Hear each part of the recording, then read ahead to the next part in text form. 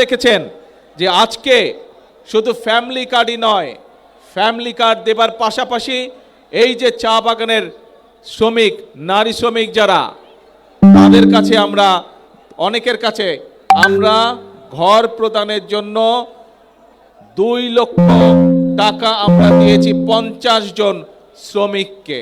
2 লক্ষ টাকা করে দিয়েছি 50 জন। আমি এখানে স্টেজের মধ্যে 3 জনের হাতে সেই 2 লক্ষ টাকার চেক তুলে দিয়েছি।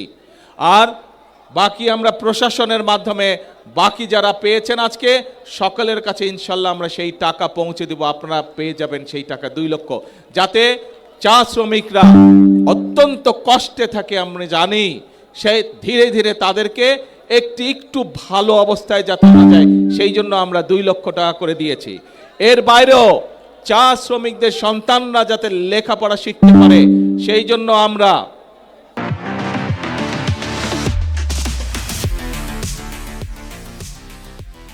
স্কলারশিপ দিয়েছি, তাদের সন্তানদেরকে স্কলারশিপ দিয়েছি। প্রায় 150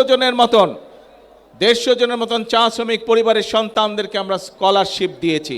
এর বাইরে আমরা এখানে দেখেছেন, আপনারা এই হাজার হাজার মানুষ দেখেছেন যে প্রতিবন্ধী মানুষ কয়েকজন এসেছেন এই মঞ্চে, তাদের হাতে তাদের চিকিৎসার জন্য আমরা 50,000 কাউকে, 10,000 কাউকে আমরা টাকাটা তুলে দিয়েছি, চেক তুলে দিয়েছি।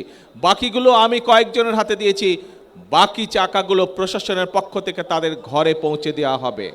প্রিয় ভাই বোনেরা, নিশ্চয়ই আপনাদের মনে আছে আমরা বলেছিলাম এই কাজগুলোর পাশাপাশিও আমরা এই দেশের কৃষকদের পাশেও দাঁড়াতে চাই, এবং এই যে বর্তমান বাজেট, যেটা আমরা কয়েকদিন আগে বাজেট সংসদে উপস্থাপন করেছি, সেই বাজেটে আমরা অর্থ বরাদ্দ করেছি আগামী বছর, এই যে সামনে এখন জুলাই মাস থেকে আগামী 1 বছর পর্যন্ত আমরা বাংলাদেশের 40 লক্ষ কৃষক ভাইয়ের হাতে আমরা কৃষক কার্ড তুলে দেব। ঠিক একইভাবে আগামী 1 বছরে 40 লক্ষ পরিবারের কাছে যেমন ফ্যামিলি কার্ড তুলে দেব, 40 লক্ষ কৃষকের কাছে আমরা কৃষক কার্ড তুলে দেব।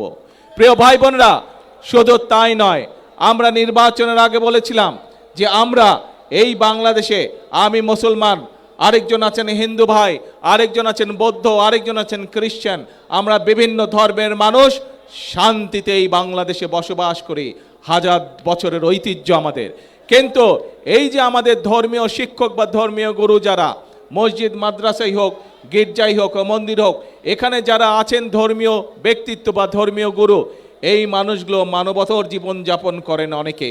আমরা বলেছিলাম বিএনপি সরকার গঠনে সক্ষম হলে এই মানুষগুলোকে আমরা সরকারের পক্ষ থেকে সম্মানের ব্যবস্থা করব। প্রিয় ভাই বোনেরা, আপনারা দেখেছেন আমাদের সেই প্রতিশ্রুতি আমরা রক্ষা করেছি। যেভাবে আমরা মায়েদের হাতে ফ্যামিলি কার্ড তুলে দিচ্ছি ধীরে ধীরে, যেভাবে আমরা কৃষক ভাইদের আছে কৃষক কার্ড তুলে দেওয়ার চেষ্টা করছি ধীরে ধীরে, আমরা একইভাবে ইমাম, মুয়াজ্জিম, খতিব সহ অন্য ধর্মের যারা ধর্মীয় গুরু আছেন তাদের হাতেও সম্মানের ব্যবস্থা তুলে দিচ্ছি। আপনারা আজকে আপনাদের স্বচক্ষে দেখলেন যে আমরা যারা মেধাবী স্টুডেন্ট, যারা কিন্তু অর্থনৈতিক কারণে ঠিকভাবে বই কিনতে পারে না, পড়ালেখা করতে পারে না, এরকম চা শ্রমিক পরিবারের যারা সন্তান, তাদের হাতেও আমরা তুলে দিয়েছি অর্থ সরকারের পক্ষ থেকে।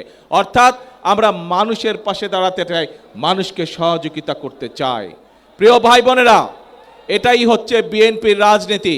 আমরা দেশকে এগিয়ে নিতে চাই, দেশের ভাগ্য পরিবর্তন করতে চাই, মানুষকে মানুষের ভাগ্যের পরিবর্তন করতে চাই।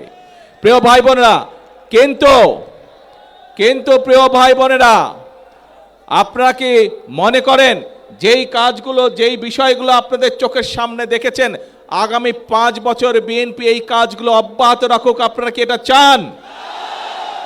কে মায়েরা, আপনারা কি চান বাংলাদেশের সকল মায়েদের কাছে আমরা ফ্যামিলি কার্ড পৌঁছে দেই? আচ্ছা, ধন্যবাদ।